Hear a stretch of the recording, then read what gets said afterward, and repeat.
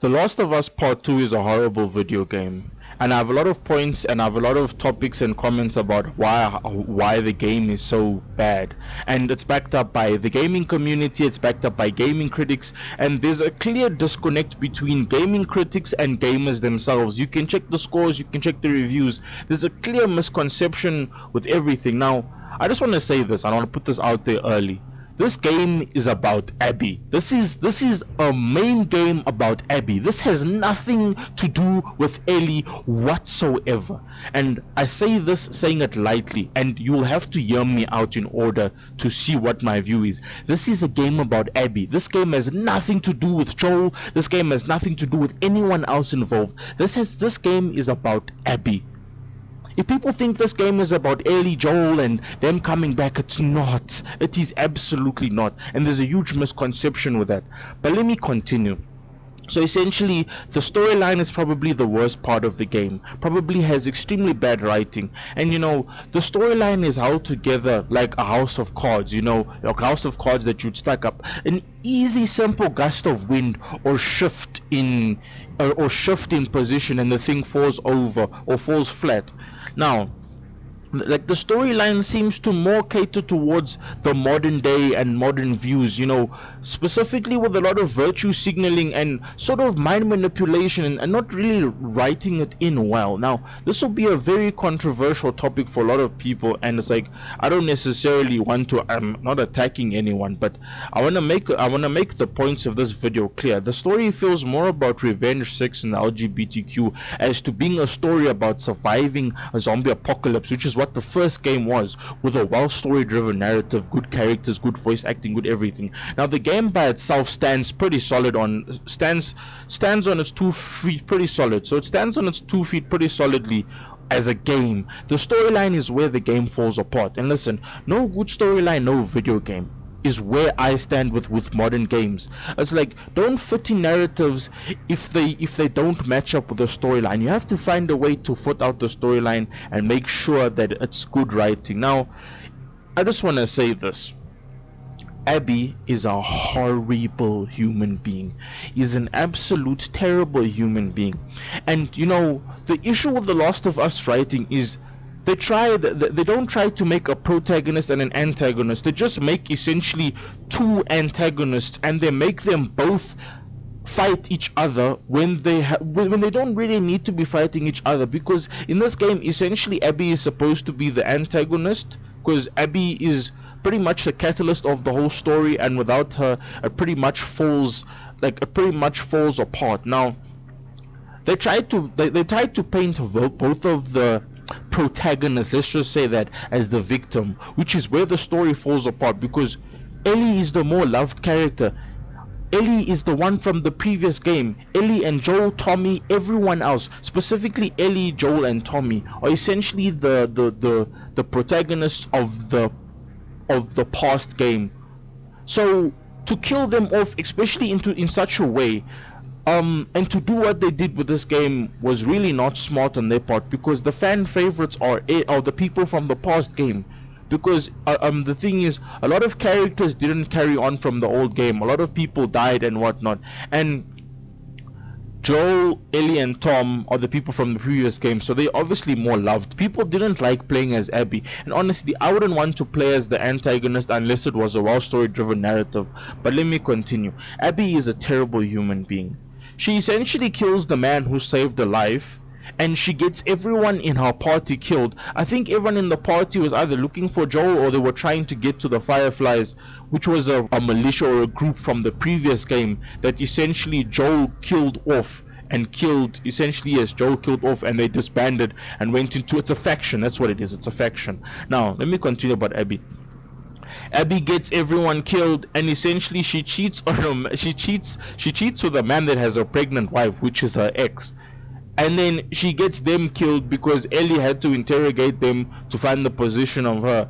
And the biggest part about Abby is the part of where she kills the man who saved her life.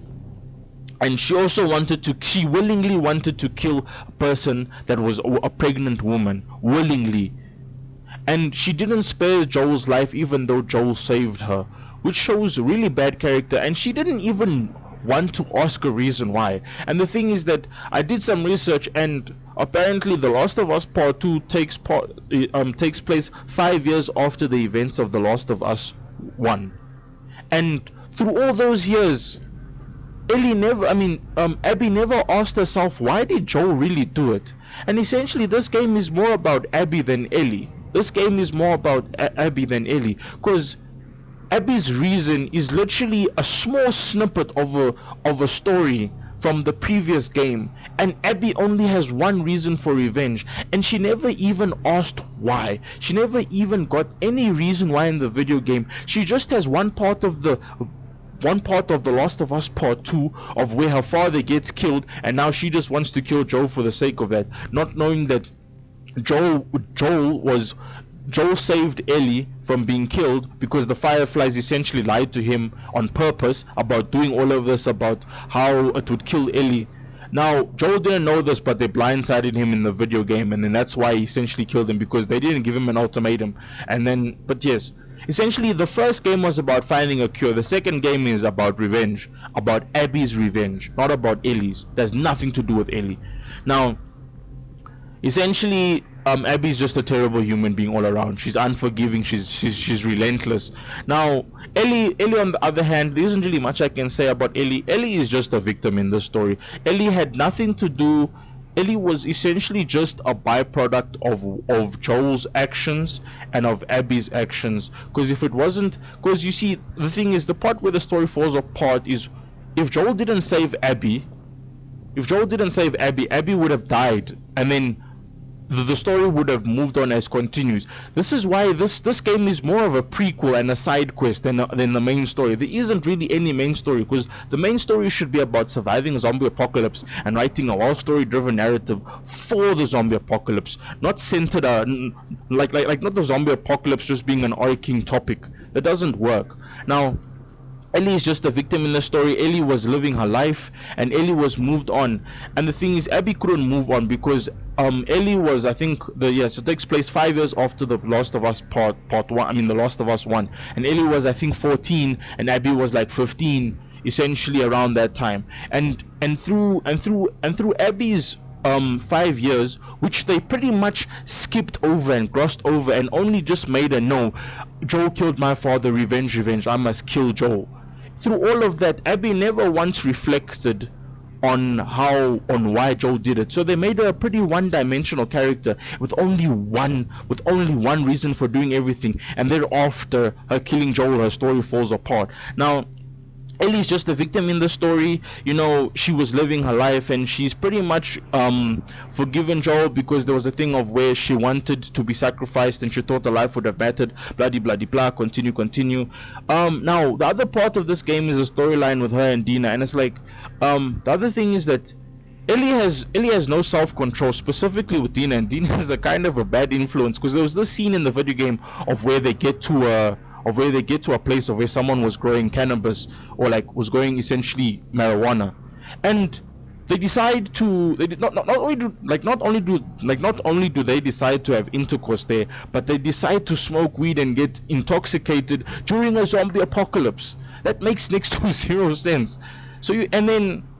And then Jesse walks in, and then he finds them, and then they tell him to turn around. So it's just the story makes next to no sense. And Ellie is Ellie, and she's supposed to be the protagonist, but they paint her as the antagonist because you play as Abby, when Abby's the one who couldn't forgive the man that saved her life, and Joel essentially saved his own killer, which is, by writing terms, which is very bad. If they had written it better, the story would have been amazing. Now, I don't really have much more to say about Ellie, because Ellie is just living for revenge, and I will get back to the story of Ellie and Abby. Now, a lot of the main characters from the old game get killed off, and the thing is, a lot of the strong male characters get killed off in very disrespectful ways. They pretty much all get killed off in cutscenes.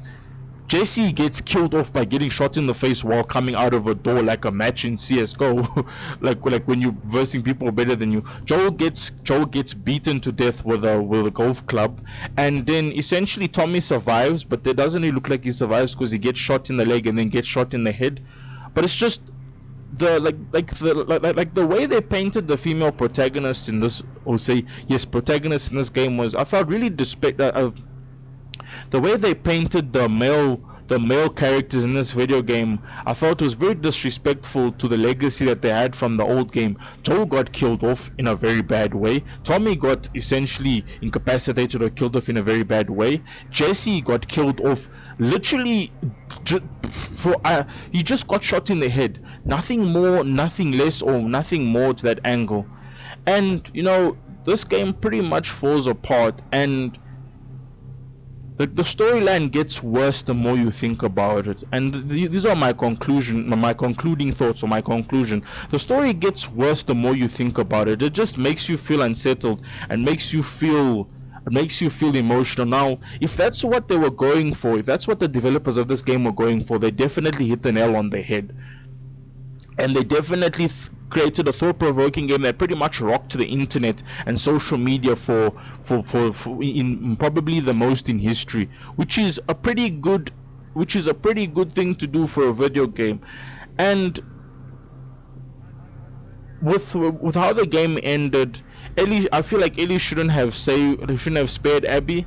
I mean, Abby pretty much ruined Ellie's life, and it's like Abby pretty much got her whole friend group or crew killed in the video game because Ellie had to essentially hunt them down one by one. And the game will probably have to start off with a new protagonist, because after the ending of that video game, there's no way they can start it off with Ellie. I mean, Ellie's pretty much lost everything, and that's the thing with this game.